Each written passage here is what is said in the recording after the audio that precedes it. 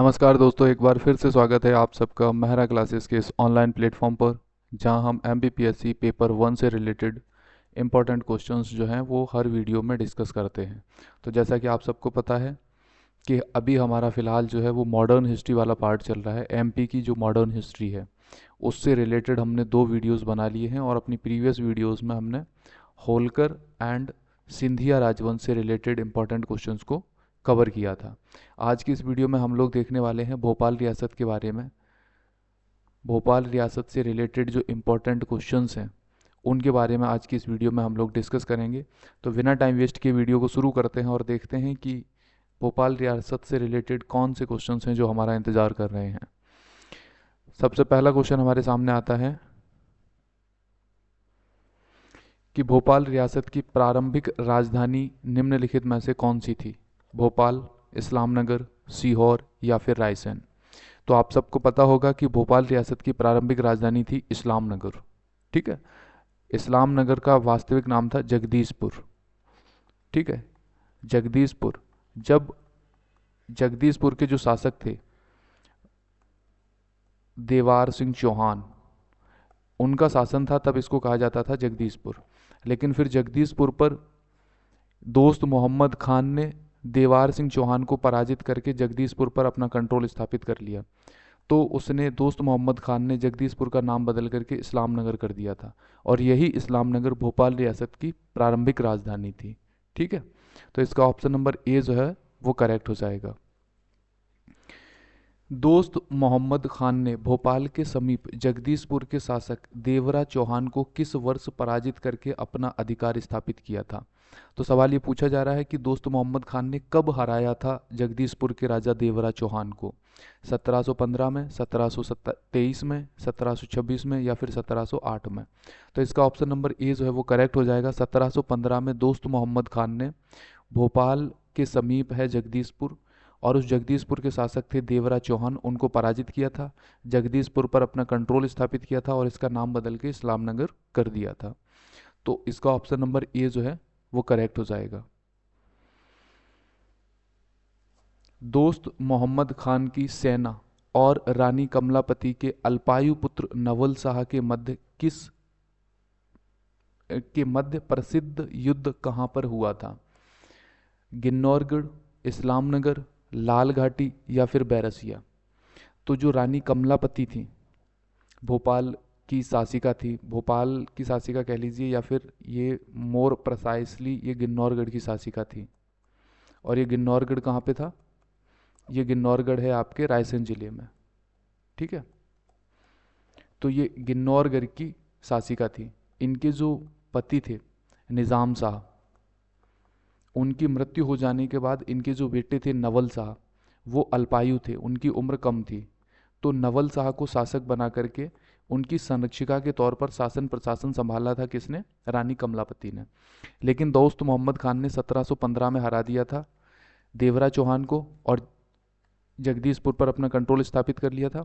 उसके बाद जैसे ही निज़ाम शाह की मृत्यु हुई और उसने देखा कि अब नवल शाह तो छोटे हैं और रानी कमलापति कुछ खास सामना कर नहीं पाएंगी मेरा, कुछ खास उनके पास शक्ति है नहीं, तो उसने दोस्त मोहम्मद खान ने गिन्नौरगढ़ पर आक्रमण कर दिया था।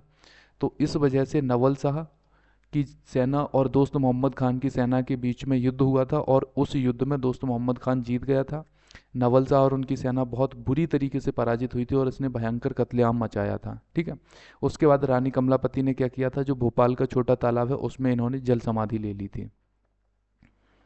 ठीक है, और जो गिन्नौरगढ़ का फोर्ट है उस पर कब्जा हो जाता है दोस्त मोहम्मद खान का। तो सवाल ये पूछा जा रहा है कि नवल शाह की सेना के बीच में, नवल शाह और दोस्त मोहम्मद खान की सेना के बीच में जो युद्ध हुआ था वो किस जगह पर हुआ था? तो इसका ऑप्शन नंबर सी जो है वो लाल घाटी में हुआ था। और इस घाटी को लाल घाटी इसीलिए कहा जाता है क्योंकि दोस्त मोहम्मद खान ने और उसकी सेना ने नवल शाह और उसकी सेना का इतना भयंकर कत्लेआम किया था कि ऐसा कहा जाता है कि वहाँ की जो मिट्टी है वो पूरी तरीके से लाल हो गई थी खून से, इसलिए इसको लाल घाटी कहा जाता है। ठीक है, तो अगला प्रश्न, इस प्रश्न का ऑप्शन नंबर सी जो है वो हमारा करेक्ट हो जाएगा। उसके बाद देखते हैं अगला प्रश्न।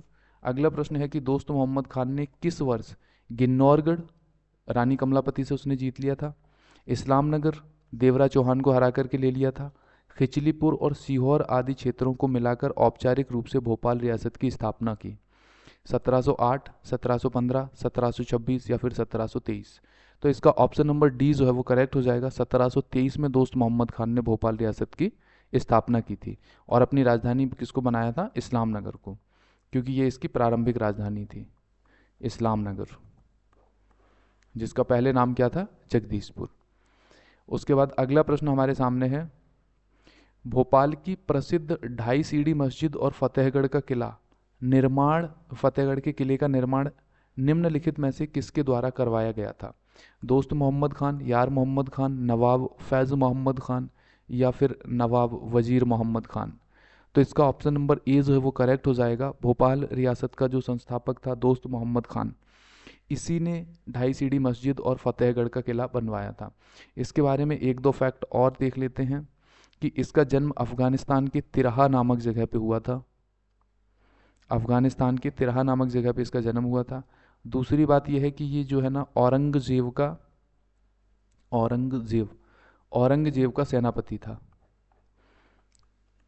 ठीक है, जब औरंगजेब की मृत्यु हो गई तो फिर ये मध्य प्रदेश में आ जाता है और धीरे धीरे करके भोपाल रियासत की स्थापना करता है।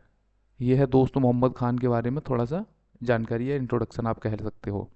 उसके बाद है अगला प्रश्न, 1730 में हैदराबाद के किस निज़ाम ने इस्लाम नगर पर आक्रमण किया, जिसके बाद दोस्त मोहम्मद खान ने को आत्मसमर्पण करना पड़ा? निज़ाम उल मुल्क आसफ जहां प्रथम, नासिर जंग, मुजफ्फर जंग या फिर सलाबात जंग? तो इसका भी ऑप्शन नंबर ए जो है वो करेक्ट हो जाएगा। निज़ाम उल मुल्क आसफ जहां प्रथम जो थे वो हैदराबाद के निज़ाम थे और उन्होंने आक्रमण किया था इस्लाम नगर पर और दोस्त मोहम्मद खान को पराजित किया था। दोस्त मोहम्मद खान का जो बेटा था यार मोहम्मद खान, उसको वो अपने साथ ले गए थे, ठीक है, जमानत के तौर पे, कि तुम्हारा बेटा हमारे कंट्रोल में रहेगा और तुम जो शासन करोगे वो हमारे नियंत्रण में शासन करोगे। ठीक है, तो दोस्त मोहम्मद खान के बेटे का नाम क्या था? यार मोहम्मद खान। अगला प्रश्न हमारे सामने आता है कि दोस्त मोहम्मद खान की मृत्यु के बाद हैदराबाद के निज़ाम ने किसे जमानत से मुक्त कर भोपाल की गद्दी पर बैठाया, जिसके समय निज़ाम का हुक्म सर्वोपरि था? तो हुआ क्या था, जब 1724 में निज़ाम ने पराजित किया था, हराया था दोस्त मोहम्मद खान को, तो उसके बेटे को ज़मानत के तौर पर ले गया था। लेकिन फिर 1726 में दोस्त मोहम्मद खान की मृत्यु हो जाती है, तो हैदराबाद के निज़ाम के पास जो उनका बेटा जमानत के तौर पर रखा था यार मोहम्मद खान, उसको वो रिहा कर देते हैं और उसको बोलते हैं कि अब भोपाल की गद्दी पे जाकर के तुम शासक बनो, वहाँ पे सत्ता संभालो। लेकिन चूंकि इसको जमानत के तौर पे रखा था यार मोहम्मद खान को अपने कंट्रोल में और ये अपने कंट्रोल से उसको मुक्त करते हैं, इसलिए ये जो यार मोहम्मद खान है जब तक शासन करता है निज़ाम के हुक्म को सर्वोपरि मानता है। एक तरीके से आप कह सकते हो कि निज़ाम जो है वो इनडायरेक्टली यार मोहम्मद खान के माध्यम से भोपाल रियासत का शासन चला रहे थे। ठीक है, तो नवाब फैज़ मोहम्मद खान, यार मोहम्मद खान, नवाब हयात मोहम्मद खान या फिर नवाब गौस मोहम्मद खान? तो इसका ऑप्शन नंबर बी जो है वो करेक्ट हो जाएगा। यार मोहम्मद खान को हैदराबाद के निज़ाम ने रिहा किया था और उसी को यहाँ का शासक बनाया था और उसको जो भी ऑर्डर देते थे वो पूरी शिद्दत के साथ उनके ऑर्डर मानता था। अगला प्रश्न हमारे सामने आता है कि प्रसिद्ध भोपाल का युद्ध 1737 में पेशवा बाजीराव और किसके मध्य लड़ा गया था, जिसमें पेशवा ने संयुक्त सेना को पराजित किया था? मुगल बादशाह, निज़ाम, मुगल और यार मोहम्मद खान की सेना, नवाब फैज़ मोहम्मद खान या फिर नवाब गौस मोहम्मद खान? तो देखिए 1737 में जो भोपाल का युद्ध हुआ था इसमें पार्टिसिपेट किया था पेशवा बाजीराव प्रथम ने और इनके अगेंस्ट जो सेना थी उसमें निज़ाम की सेना थी, मुगल बादशाह की सेना थी और यार मोहम्मद खान जो भोपाल रियासत का शासक था इसकी सेना थी। इन तीनों की संयुक्त सेना को पेशवा बाजीराव ने पराजित किया था और भोपाल का युद्ध जो है वो मराठे जीत गए थे। ठीक है, उसके बाद एक संधि होती है, संधि से संबंधित क्वेश्चन अगला है इसलिए मैं उसका नाम नहीं बता रहा हूँ, और उस संधि के तहत इस क्षेत्र पर बाजीराव पेशवा का जो है कंट्रोल स्थापित हो जाता है, उनको काफ़ी बड़े क्षेत्र से चौथ और सरदेश मुखी वसूलने का अधिकार मिल जाता है। उसके बाद देखते हैं अगला प्रश्न। अगला प्रश्न है हमारे सामने कि भोपाल युद्ध के परिणाम स्वरूप 1737-38 ईस्वी में कौन सी प्रसिद्ध संधि हुई जिसके तहत निज़ाम ने मालवा प्रदेश का कुछ भाग मराठों को सौंप दिया था? पुरंदर की संधि, भोपाल की संधि, दुरई सराय की संधि या फिर सालबाई की संधि? तो ये क्वेश्चन थोड़ा सा इम्पॉर्टेंट हो जाता है फैक्चुअली और कॉन्सेप्चुअली भी, क्योंकि भोपाल का युद्ध हुआ था 1737 में, जिसमें पेशवा जीत गए थे, मराठे जीत गए थे, और ये जो संयुक्त सेना थी मुगल निज़ाम और यार मोहम्मद खान की, वो हार गई थी। लेकिन उसके बाद जो संधि होती है, उस संधि का नाम भोपाल की संधि नहीं है, ये ध्यान रखना। युद्ध का नाम है भोपाल का युद्ध, लेकिन संधि का नाम है दुरई सराय की संधि। तो इसका ऑप्शन नंबर सी जो है वो करेक्ट होगा। उस संधि का नाम भोपाल की संधि नहीं है, उस युद्ध का नाम भोपाल का युद्ध है। ठीक है। उसके बाद अगला प्रश्न आता है हमारे सामने कि भोपाल रियासत के किस नवाब का अधिकांश समय नमाज और धार्मिक गतिविधियों में व्यतीत होता था, जिसके कारण उन्हें सूफी नवाब के नाम से भी जाना जाता है।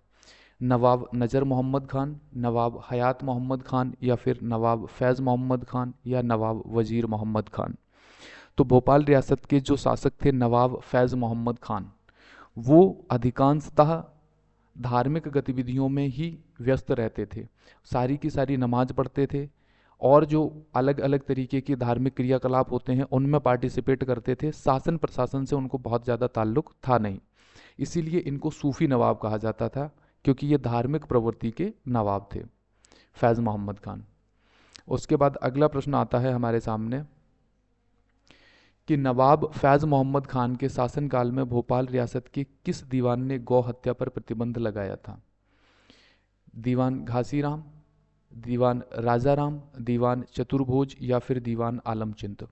तो देखिए, जो फैज़ मोहम्मद खान थे ये धार्मिक प्रवृत्ति के व्यक्ति थे, तो उस टाइम पे पूरा माहौल ही धार्मिक प्रवृत्ति का बना हुआ था। तो इनके जो दीवान थे, दीवान घासीराम, उन्होंने क्या कर दिया था, गौ हत्या पर प्रतिबंध लगा दिया था, क्योंकि हिंदू धर्म के अनुसार गौ हत्या करना गलत काम है, पाप का काम है। ठीक है।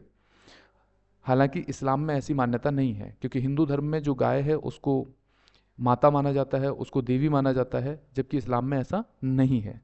लेकिन इनके जो, ये तो मुसलमान थे फैज़ मोहम्मद खान, तो इन्होंने गौ हत्या पर प्रतिबंध क्यों लगवाया, या इनके शासनकाल में क्यों लगा। इनको तो गौ हत्या से ज़्यादा कुछ लेना देना था नहीं, क्योंकि इनके धर्म में तो गौ हत्या प्रतिबंधित है नहीं, मतलब इनका जो इस्लाम धर्म था उसमें तो गौ हत्या प्रतिबंधित थी नहीं। लेकिन जो इनके दीवान थे घासीराम, वो हिंदू थे। ठीक है। और उन्होंने अपनी धार्मिक आस्था को ध्यान में रखते हुए गौ हत्या को प्रतिबंधित किया था, और फैज़ मोहम्मद खान ने उस बात का कोई विरोध नहीं किया, इवन उन्होंने इस चीज़ का समर्थन किया था। ठीक है। उसके बाद अगला प्रश्न आता है हमारे सामने कि ब्रिटिश सरकार और भोपाल रियासत के बीच 1818 में ऐतिहासिक संधि किस स्थान पर हुई। तो अंग्रेज़ों के बीच में और भोपाल रियासत के शासक के बीच में 1818 में संधि कहाँ पे हुई, सीहोर, रायसेन, भोपाल, या फिर इस्लामनगर। ऑप्शन नंबर 20 है वो करेक्ट हो जाएगा, रायसेन में ये संधि हुई थी। ठीक है। और इसके तहत कहीं ना कहीं अंग्रेज़ों का जो कंट्रोल है वो भोपाल रियासत पर स्थापित हो गया था धीरे धीरे करके। उसके बाद देखते हैं अगला प्रश्न। अगले प्रश्न में हमसे कह रहा है कि 1858 की रायसेन संधि के तहत ब्रिटिश सरकार को भोपाल रियासत ने मान्यता दी। इसके बदले में ब्रिटिश सरकार ने कहाँ पर अपनी छावनी स्थापित करने के लिए स्थान दिया। तो 1818 में जो संधि हुई थी, अंग्रेज़ों ने यह कहा भोपाल रियासत के जो शासक थे उनसे कि हम आपके शासन को, हम आपके गवर्नेंस को रिकॉग्नाइज कर रहे हैं, मान्यता दे रहे हैं। इसके बदले में आप अपनी रियासत में हमें छावनी खोलने की अनुमति दीजिए।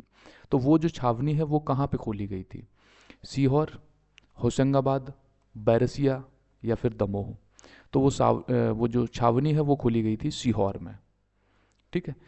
अब जब इसका ऑप्शन नंबर ए है वो करेक्ट हो जाएगा। अब जब 1857 का विद्रोह पढ़ोगे तो आप मध्य प्रदेश में पढ़ोगे सिपाही बहादुर सरकार। ठीक है। और ये सिपाही बहादुर सरकार की स्थापना किसने की थी, महावीर और वली शाह ने इस सिपाही बहादुर सरकार की स्थापना की थी। और इस सिपाही बहादुर सरकार का कॉन्सेप्ट क्या है, इसका मतलब क्या है, इसका सिंपल सा मतलब ये है कि ये महावीर और वली शाह ने ये जो सीहोर में अंग्रेज़ों की छावनी थी, जिसको 1858 की रायसेन संधि के तहत इन्होंने खोला था, इससे अंग्रेज सैनिकों को वो भगा देंगे, अंग्रेज़ों को हरा देंगे, और ये लोग अपना कंट्रोल स्थापित कर लेंगे और ये अपनी सरकार बना लेंगे, और यहाँ पे रूल्स एंड रेगुलेशंस अपने हिसाब से चलाएंगे, अपने नियम कायदे कानून चलाएंगे। इसीलिए इसको बोला जाता है सिपाही बहादुर सरकार। हालांकि बहुत लंबे समय तक ये सरकार नहीं चलती है, 6 7 8 महीने में अंग्रेज फिर से आते हैं बड़ी और मजबूत सेना लेकर के और इन लोगों को पराजित करते हैं और फिर से सीहोर की जो छावनी है उस पर अपना कंट्रोल स्थापित कर लेते हैं। लेकिन ये सीहोर की छावनी जो अंग्रेज़ों ने 1858 की संधि के तहत खोली थी, सॉरी 1818 की रायसेन संधि के तहत खोली थी, इसी में सिपाही बहादुर सरकार की स्थापना 1857 में होती है। ये चीज़ अभी हम आगे जब पढ़ेंगे 1857 की क्रांति तब और डिटेल में पढ़ेंगे तो आपको और समझ में आएगा। भोपाल रियासत की प्रथम महिला शासिका निम्नलिखित में से कौन थी? सिकंदर जहां बेगम, शाहजहां बेगम, कुदसिया बेगम या फिर सुल्तान जहां बेगम? तो कुदसिया बेगम या गौहर बेगम जो है वो भोपाल रियासत की पहली महिला शासिका थी। ठीक है, तो ऑप्शन नंबर सी जो है वो करेक्ट हो जाएगा। अगला प्रश्न है हमारे सामने कि भोपाल के प्रसिद्ध गौहर महल और शौकत महल का निर्माण किस बेगम के द्वारा करवाया गया? तो गौहर बेगम ने अपने नाम पर गौहर महल बनवाया था और उसके अलावा उन्होंने एक शौकत महल भी बनवाया था। तो इसका ऑप्शन नंबर ए जो है वो करेक्ट हो जाएगा, क्योंकि गौहर बेगम को कुदसिया बेगम भी कहा जाता है। ये दोनों इन्हीं के नाम हैं, इसलिए याद रखना, कंफ्यूज बिल्कुल मत होना। कहीं कुदसिया बेगम लिखा मिल सकता है, कहीं पे गौहर बेगम लिखा मिल सकता है। उसके बाद अगला प्रश्न आता है हमारे सामने कि भोपाल की प्रसिद्ध जामा मस्जिद का निर्माण कुदसिया बेगम ने कराया था।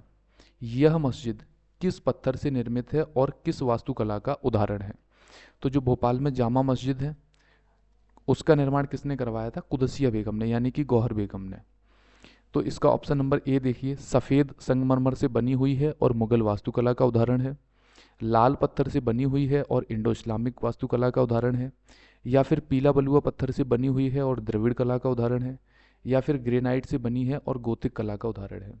तो इसका ऑप्शन नंबर बी जो है वो करेक्ट हो जाएगा। भोपाल की जो जामा मस्जिद है जिसका निर्माण कुदसिया बेगम ने करवाया था वो लाल पत्थर से बनी हुई मस्जिद है और वो इंडो इस्लामिक वास्तुकला का एग्जाम्पल है। ठीक है, तो ऑप्शन नंबर बी जो है वो हमारा करेक्ट हो जाएगा। उसके बाद अगला प्रश्न आता है कि भोपाल की किस बेगम ने रियासत में सदियों से चली आ रही पर्दा प्रथा पर प्रतिबंध लगाया और खुद भी पर्दा प्रथा का त्याग किया? शाहजहां बेगम, सिकंदर जहां बेगम, सुल्तान जहां बेगम या फिर कुदसिया बेगम? तो आप खुद सोचिए कि जाहिर सी बात है जो कुदसिया बेगम या गौहर बेगम थी, जब वो शासिका बनी और वो सिंहासन पर बैठी, सारी एडमिनिस्ट्रेटिव और पॉलिटिकल पावर उन्होंने अपने हाथ में ली, तो ऐसा पॉसिबल थोड़ी है कि वो पर्दा करके चले, क्योंकि ऐसा शासक कैसे शासन चला सकता है जो पर्दा करके चल रहा है, जो जिसने अपना फेस कवर कर रखा है और वो शासन भी कर रहा है? ऐसे नहीं हो सकता ना। तो सबसे पहले शासिका कौन बनी थी? कुदसिया बेगम। और उन्होंने जो सबसे पहले शासिका बनी थी कुदसिया बेगम, उन्होंने सबसे पहले लगे हाथ यही काम किया कि खुद पर्दा प्रथा का त्याग किया और बाकी लोगों से भी कहा कि पर्दा प्रथा छोड़ दीजिए, क्योंकि इससे महिलाओं को कोई खास फायदा होता नहीं है। एक प्रकार की रूढ़िवादी परंपरा है, एक प्रकार की रूढ़िवादी प्रथा है जो सदियों से चली आ रही है। तो इसका ऑप्शन नंबर डी जो है वो करेक्ट हो जाएगा। उसके बाद अगला प्रश्न है कि कुदसिया बेगम ने किस ब्रिटिश इंजीनियर की सहायता से भोपाल में पानी की पाइपलाइनें बिछवाई थी? David cook, John Marshall, captain Bentinck या फिर चार्ल्स थॉमसन? तो इसका ऑप्शन नंबर ए जो है वो करेक्ट हो जाएगा। डेविड कुक नाम के ब्रिटिश इंजीनियर थे जिनके सहयोग से भोपाल में वाटर पाइपलाइन जो है वो कुदसिया बेगम के शासनकाल में बिछाई गई थी। ठीक है, इनका शासनकाल 1819 से 1837 तक रहता है, ये याद रखना। उसके बाद आता है अगला प्रश्न। अगला प्रश्न है कि नवाब जहांगीर मोहम्मद ने भोपाल में किस नए क्षेत्र का निर्माण किया था जिसे वर्तमान में उसी नाम से जाना जाता है? तो जहांगीर मोहम्मद जो थे उन्होंने किस क्षेत्र का निर्माण करवाया था? शाहजहानाबाद, जहांगीराबाद, सुल्तानिया या फिर इस्लामनगर? तो जाहिर सी बात है कि जहांगीर मोहम्मद हैं तो अपने नाम पर ही शहर का निर्माण करवाएंगे और उस शहर या क्षेत्र का नाम क्या था? जहांगीराबाद। बेसिकली शहर नहीं था, क्योंकि शहर जो होता है वो काफ़ी बड़ा होता है और उसको बसाने में काफ़ी ज़्यादा खर्चा होता है। इन्होंने भोपाल के ही पास में एक क्षेत्र जो था, एक नया एरिया जो था, एक नया रीजन जो था, उसको जहांगीराबाद के नाम से आबाद करवाया था। वहाँ पे इन्होंने थोड़े बहुत निर्माण कार्य करवाए थे। तो उस नए क्षेत्र का नाम क्या था? जहांगीराबाद। वो इन्होंने अपने नाम पर ही उस क्षेत्र का निर्माण करवाया था। उसके बाद अगला प्रश्न आता है कि नवाब जहांगीर मोहम्मद की मृत्यु 7 साल शासन करने के बाद किस गंभीर बीमारी के कारण हुई? तो जहांगीर मोहम्मद की मृत्यु टीबी, हैजा, लीवर सिरोसिस या मलेरिया की वजह से। तो ऑप्शन नंबर सी जो है वो बिल्कुल करेक्ट हो जाएगा। लीवर सिरोसिस की वजह से जहांगीर मोहम्मद खान की मृत्यु जो है वो हो जाती है। अच्छा, इनका एक फैक्ट और याद रखना जहांगीर मोहम्मद खान का कि, हाँ नहीं खैर वो तो अगले प्रश्न में हमने कवर किया है, छोड़ते हैं उसको। नवाब जहांगीर मोहम्मद खान का जो मकबरा है वो भोपाल में कहाँ पर स्थित है, मैं यही बताने वाला था। गांधी मेडिकल कॉलेज परिसर, जहांगीराबाद मस्जिद, भोपाल पुलिस मुख्यालय का परिसर या फिर ताजमहल परिसर। तो इसका ऑप्शन नंबर सी जो है वो करेक्ट हो जाएगा। भोपाल पुलिस का जो मुख्यालय है उस मुख्यालय का जो परिसर है, कैंपस है, उसमें जहांगीर मोहम्मद की मज़ार है, उनका मकबरा है। सॉरी, मज़ार नहीं, मकबरा है। ठीक है, मज़ार तो धार्मिक स्थल होता है, माफ़ी चाहूँगा। उसके बाद ये जो गांधी मेडिकल कॉलेज है, इसका जो कैंपस है, इस कैंपस में क्या है, दोस्त मोहम्मद खान का मकबरा है। दोस्त मोहम्मद खान, इनका मकबरा है। कहाँ पे? गांधी मेडिकल कॉलेज के कैंपस में। तो ये दोनों मकबरे आपको याद रखने हैं, ठीक है। उसके बाद अगला प्रश्न है हमारे सामने कि सिकंदर जहां बेगम ने भारत के प्रथम स्वतंत्रता संग्राम 1857 की क्रांति में किसका समर्थन किया था। तो पहला फैक्ट तो आपको याद रखना है कि जब 1857 की क्रांति हुई थी तब भोपाल रियासत की सुल्तान या शासिका कौन थी। तो भोपाल रियासत की शासिका थी सिकंदर जहां बेगम। ठीक है। उसके बाद अगले अगले ऑप्शंस को देखते हैं अपने क्वेश्चन के अकॉर्डिंग। अंग्रेज़ों का समर्थन किया था, लक्ष्मीबाई का समर्थन किया था, तात्या टोपे का समर्थन किया था या बहादुर शाह जफर का। तो जाहिर सी बात है, आपको पता ही होगा कि अंग्रेज़ों का समर्थन किया था सिकंदर जहां बेगम ने। भोपाल रियासत ने भी अंग्रेज़ों का समर्थन किया था, होलकर रियासत ने भी अंग्रेज़ों का समर्थन किया था और ग्वालियर रियासत ने भी अंग्रेज़ों का समर्थन किया था 1857 की क्रांति में। उसके बाद अगला प्रश्न आता है कि भोपाल की प्रसिद्ध मोती मस्जिद और मोती महल का निर्माण किसने करवाया था। तो कुदसिया बेगम, सिकंदर जहां बेगम, शाहजहां बेगम या सुल्तान जहां बेगम।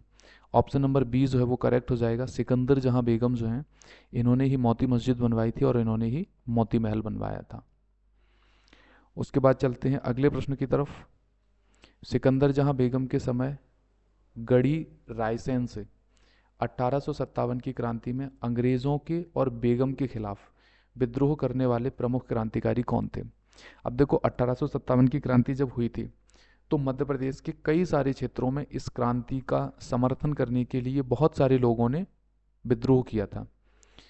तो उस टाइम पे रायसेन में किसने विद्रोह किया था, ये सवाल पूछा जा रहा है। दोस्त मोहम्मद खान, यार मोहम्मद खान, घासीराम? नहीं, फाजिल मोहम्मद खान और आदिल मोहम्मद खान दो लोग थे जिन्होंने रायसेन से अंग्रेज़ों के खिलाफ विद्रोह किया था। और चूंकि अंग्रेज़ों का समर्थन कर रही थी बेगम सुल्तान सिकंदर जहां बेगम, इसलिए उन्होंने बेगम के खिलाफ भी विद्रोह किया था। अगला प्रश्न है हमारे सामने कि सिकंदर जहां बेगम के समय, अच्छा ये तो प्रश्न वही रिपीट हो गया। उसके बाद अगला प्रश्न है कि 1857 के विद्रोह के दौरान विद्रोह करने वाले क्रांतिकारी फाजिल मोहम्मद खान को कहां पर फांसी दी गई थी। तो ये जो फाजिल और आदिल मोहम्मद खान थे, इसमें इन्होंने, अंग्रेज़ों ने फाजिल मोहम्मद खान को पकड़ लिया था और उनको फांसी दे दी थी, लेकिन आदिल मोहम्मद खान जो है ना, वो भाग गए थे, उनको ये नहीं पकड़ पाए थे अंग्रेज़। तो सवाल ये है कि फाजिल मोहम्मद खान को फांसी कहाँ पर दी गई थी। सीहोर में, गढ़ी रायसेन में, राहतगढ़ के किले में या फिर लाल घाटी में। तो इसका ऑप्शन नंबर सी जो है वो करेक्ट हो जाएगा। राहतगढ़ के किले में फाजिल मोहम्मद खान को फांसी दी गई थी। अगले प्रश्न को देखते हैं। भोपाल रियासत में कानून निर्माण करने के लिए मजलिस ए शूरा का गठन किसके द्वारा करवाया गया था। शाहजहां बेगम, सुल्तान जहां बेगम, सिकंदर जहां बेगम या फिर नवाब हमीदुल्ला खान के द्वारा। तो इसका ऑप्शन नंबर सी जो है वो करेक्ट हो जाएगा।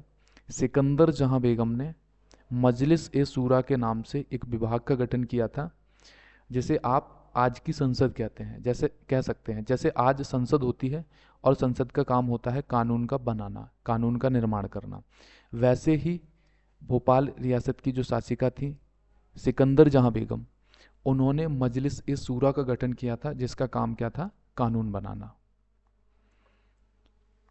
ठीक है। उसके अलावा सिकंदर जहां बेगम ने क्या किया था, इन्होंने अपनी सेना को मॉडर्नाइज किया था। ठीक है। स्थायी सेना का गठन किया था, सेना को मॉडर्नाइज किया था, और उसको यूरोपियन ट्रेंड पर उसको क्या किया था, ट्रेन किया था, प्रशिक्षित किया था यूरोपीय पद्धति पर। ठीक है। उसके साथ ही साथ इन्होंने क्या किया था, इन्होंने टकसाल की स्थापना की थी, इन्होंने पोस्ट ऑफिस की स्थापना की थी, जो पोस्ट ऑफिस का सिस्टम होता है ना, डाक तार जिसको बोलते हैं। उसके साथ ही साथ इन्होंने प्रिंटिंग प्रेस की स्थापना की थी। ठीक है। मजलिस शूरा का गठन किया था, मोती महल और मोती मस्जिद का निर्माण करवाया था। उसके बाद अगली बेगम आती हैं हमारे सामने, अगली शासिका आती हैं भोपाल रियासत की। भोपाल रियासत में सर्वाधिक लंबा कार्यकाल किस बेगम शासिका का रहा है? कुदसिया बेगम, सिकंदर जहां बेगम, शाहजहां बेगम या सुल्तान जहां बेगम? तो इसका ऑप्शन नंबर सी जो है वो करेक्ट हो जाएगा। शाहजहां बेगम का जो टेन्योर है वो सबसे ज़्यादा रहा है, और कई सारे इंपॉर्टेंट कंस्ट्रक्शन भी करवाए हैं शाहजहां बेगम ने। जैसे भोपाल में स्थित ताज उल मस्जिद का निर्माण शाहजहां बेगम ने करवाया था। इस मस्जिद के प्रांगण को किस महाद्वीप का सबसे बड़ा प्रांगण माना जाता है? तो ये तो क्वेश्चन कुछ अजीब सा फ्रेम हो गया है, इसको छोड़ो, आप ऐसे समझो। ताज उल मस्जिद जो है उसका निर्माण करवाया था शाहजहां बेगम ने, पहली बात। इस मस्जिद का जो प्रांगण है, यानी कि जो एरिया है, मस्जिद जो होती है ना, मस्जिद के अंदर का जो एरिया है उसको बोलते हैं प्रांगण, जहाँ पे बैठ के नमाज वगैरह पढ़ी जाती है। तो इस मस्जिद का जो प्रांगण है वो एशिया का सबसे बड़ा प्रांगण माना जाता है। ठीक है। अब इसको याद कैसे रखें? देखो, ताजमहल का निर्माण किसने करवाया था? शाहजहां ने। तो ये मस्जिद का नाम क्या है? ताज उल मस्जिद। तो इसका निर्माण कौन करवाएगा? शाहजहां बेगम। तो शाहजहां से कनेक्ट करके आप याद रख सकते हो। उसके बाद अगला प्रश्न आता है हमारे सामने कि भोपाल रियासत की किस बेगम ने बजट घाटे को सुधारने के लिए अपनी रियासत में अफीम की खेती प्रारंभ करवाई थी? सिकंदर जहां बेगम ने, शाहजहां बेगम ने, सुल्तान जहां बेगम ने, या फिर कुदसिया बेगम ने? तो इसका ऑप्शन नंबर बी जो है वो बिल्कुल करेक्ट हो जाएगा। शाहजहां बेगम ने अफीम की खेती प्रारंभ करवाई थी। अगला प्रश्न क्या है हमारे सामने? अगला प्रश्न है कि 1880 में बेगम शाहजहां ने लाल कोठी का निर्माण करवाया था। वर्तमान मध्य प्रदेश में इस लाल कोठी को किस नाम से जाना जाता है? मिंटो हॉल, राजभवन, वल्लभ भवन, या फिर मध्य प्रदेश विधानसभा? तो इसको राजभवन के नाम से जाना जाता है, जो राज्यपाल का निवास स्थान है। तो इस बिल्डिंग का निर्माण लाल कोठी के नाम से करवाया था शाहजहां बेगम ने 1880 में। एक सेकेंड, एक सेकेंड, एक सेकेंड। सही है, सही है, सही है। और शाहजहां बेगम ने और क्या करवाया था? शाहजहां बेगम ने बनवाया था बेनजीर भवन। ठीक है। शाहजहां बेगम ने करवाई थी भोपाल में जनगणना। शाहजहां बेगम ने तैयार करवाया था भोपाल का मानचित्र। ठीक है। और शाहजहां बेगम ने सदर मंजिल नामक भवन का निर्माण भी करवाया था। ये शाहजहां बेगम से रिलेटेड इंपॉर्टेंट फैक्ट है। उसके बाद अगला प्रश्न आता है हमारे सामने कि भोपाल में 24 दरवाजों वाला जो गोलघर है उसका निर्माण किस शासिका ने करवाया था? इस गोलघर को गुलशन ए आलम के नाम से भी जाना जाता है। सुल्तान जहां बेगम, कुदसिया बेगम, शाहजहां बेगम, या सिकंदर जहां बेगम? तो ये जो गोलघर है, ये जो गुलशन ए आलम है, ये जो 24 दरवाजों वाला स्ट्रक्चर है, इसका निर्माण करवाया था शाहजहां बेगम ने। ठीक है। और इसके अलावा शाहजहां बेगम ने एक हॉस्पिटल बनवाया था, लेडी लैंसडाउन हॉस्पिटल, महिलाओं के लिए, लेडी लैंसडाउन हॉस्पिटल। और पुरुषों के लिए उन्होंने प्रिंस ऑफ वेल्स हॉस्पिटल का निर्माण भी करवाया था। वेल्स की स्पेलिंग क्या होती है? वेल्स, यही सही है। ठीक है। तो ये प्रिंस ऑफ वेल्स हॉस्पिटल और लेडी लैंसडाउन हॉस्पिटल भी किसने बनवाया था? शाहजहां बेगम ने। उसके बाद अगला प्रश्न है हमारे सामने, शाहजहां बेगम के बाद शासिका कौन बनती हैं? सुल्तान जहां बेगम। इनको खुसरो जहां बेगम के नाम से भी जाना जाता है। तो सुल्तान जहां या खुसरो जहां बेगम को निम्नलिखित में से किस प्रसिद्ध यूनिवर्सिटी का पहला चांसलर बनाया गया था? बनारस हिंदू यूनिवर्सिटी, अलीगढ़ मुस्लिम यूनिवर्सिटी, दिल्ली यूनिवर्सिटी या फिर भोपाल यूनिवर्सिटी? तो इसका ऑप्शन नंबर बी जो है वो करेक्ट हो जाएगा। अलीगढ़ मुस्लिम यूनिवर्सिटी की पहली चांसलर कौन थी? पहली चांसलर बनाया गया था सुल्तान जहां बेगम को।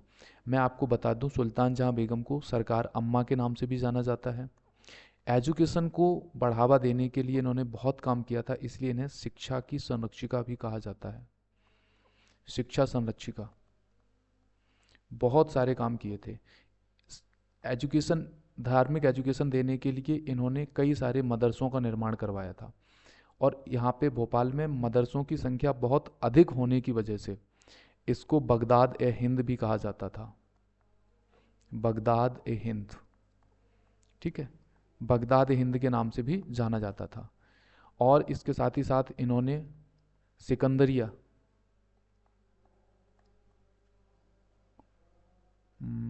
हाँ सिकंदरिया, नहीं, सिकंदरिया है कि सुल्तानिया है? आई थिंक सुल्तानिया है, माफ़ी चाहूँगा। इन्होंने सुल्तानिया और अलेक्जेंडरिया स्कूल की स्थापना भी करवाई थी। अलेक्जेंडरिया, ठीक है। तो अलेक्जेंडरिया स्कूल इन्होंने खुलवाया था, सुल्तानिया स्कूल इन्होंने खुलवाया था। उसके साथ ही साथ इन्होंने हमीदिया लाइब्रेरी भी खुलवाई थी भोपाल में, हमीदिया लाइब्रेरी। अब आप मुझे ये बताओ कि सरस्वती भंडार लाइब्रेरी किसने खुलवाई थी? सरस्वती भंडार,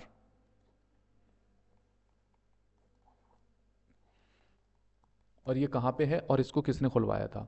तो इस प्रकार से एजुकेशन के सेक्टर में सुल्तान जहां बेगम ने बहुत बहुत काम किए, इसीलिए इनको शिक्षा संरक्षिका के नाम से भी जाना जाता है।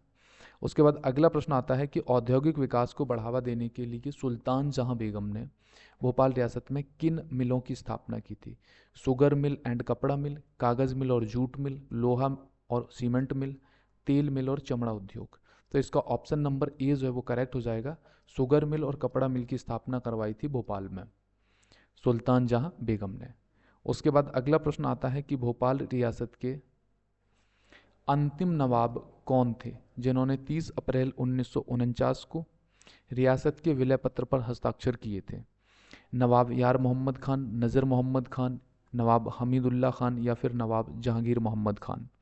तो इसका ऑप्शन नंबर सी जो है वो करेक्ट हो जाएगा। नवाब हमीदुल्ला खान ने भोपाल रियासत के विलय पत्र पर हस्ताक्षर किए थे 30 अप्रैल 1949 को, और भोपाल का विलय कब हुआ था? 1 जून 1949 को। हस्ताक्षर करना और विलय होने में अंतर होता है थोड़ा सा।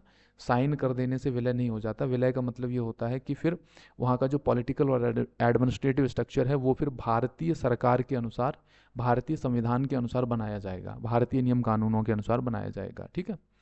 तो हस्ताक्षर इन्होंने 30 अप्रैल को किए थे और इसका गठन हुआ था 1 जून 1949 को। अच्छा, एक बात बता दूं आपको, ये जो नज़र मोहम्मद खान आपको दिख रहे हैं, जो मैंने आपको बताया था कि 1818 में रायसेन की संधि हुई थी जिसके तहत सीहोर में अंग्रेज़ों ने अपनी छावनी खोली थी। तो ये रायसेन की संधि करने वाले शासक कौन थे? ये नज़र मोहम्मद खान ही थे जिन्होंने 1818 की रायसेन संधि की थी अंग्रेज़ों के साथ। उसके बाद आज का अंतिम प्रश्न है हमारे सामने कि 1 दिसंबर 1948 को भोपाल के भारत संघ में विलय का प्रस्ताव किस नेता द्वारा दिया गया था, जिसे लश्कर प्रस्ताव के नाम से भी जाना जाता है? अब इस मैटर को आप थोड़ा सा समझ लीजिए। अप्रैल में होलकर और सिंधिया रियासत ने विलय पत्र पर हस्ताक्षर कर दिए कि हाँ, हम मध्य भारत में शामिल हो जाएंगे, मध्य भारत प्रांत में हम शामिल होने के लिए रेडी हैं।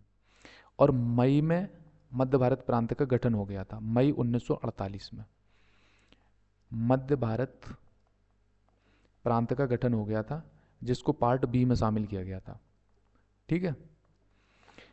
अब इनकी विधानसभा भी बन गई थी, ठीक है।